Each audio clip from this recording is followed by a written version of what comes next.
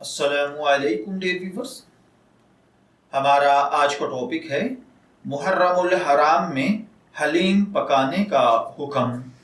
یہ ایک سوال ہے جو کہ پوچھا گیا ہے کہ ماہ محرم میں حضرت امام حسین رضی اللہ تعالی عنہ کی شہادت اور ماہ سفر میں ان کے چہلم پر حلیم پکایا جاتا ہے، اس سے علماء اکرام کی کیا رائے ہے؟ کیا ایسا کرنا درست ہے یا نہیں؟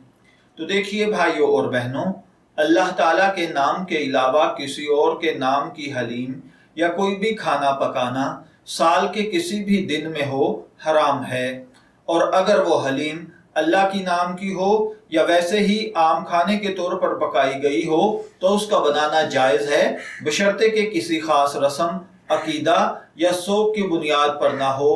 تاہم آج کے دور میں 9، 10 محرم اور چہلم کو حلیم بنانے کا انتظام کرنا چونکہ اہل باطل کا شعار بن چکا ہے، اس لیے ان دنوں میں اس سے مکمل اجتناب کیا جائے تاکہ ان کی مشابہت سے بچ جائیں۔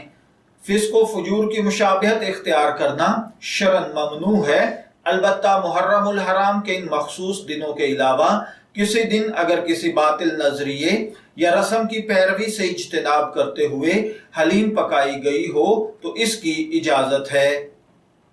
میں دعا گو ہوں کہ اللہ تعالی ہمیں ان باتوں کو سمجھ کر ان کے مطابق عمل کرنے کی توفیق عطا فرمائے۔ شبیر احمد کو اجازت دیجیے، پھر حاضر ہوں گے کسی نئے ٹاپک کے ساتھ، تب تک کے لیے اللہ حافظ۔